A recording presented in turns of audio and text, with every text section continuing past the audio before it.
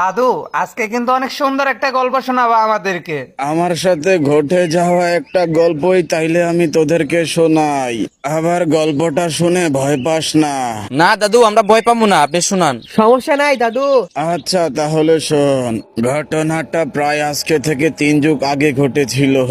একদিন আমি আর পাশের গ্রামে একটা নবীন নামের ছেলে ছিল। আমরা দুইজনে মিলে চেয়ারম্যান সাহেবের গম কাটতে জমিতে গিয়েছিলাম।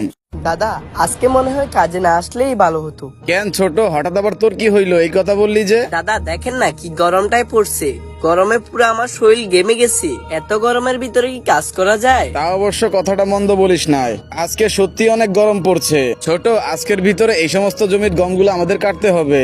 যদি না কাটি তাইলে চেয়ারম্যান সাহেব আবার আমাদের উপরে রাগারাগি করবে। দাদা, আমাদের জীবনটাও তো বাঁচাতে হবে নাকি? আচ্ছা, তোর কি খুব বেশি খারাপ লাগতেছে? হ্যাঁ দাদা, অনেক বেশি খারাপ লাগতেছে, সেই কারণেই তো বললাম।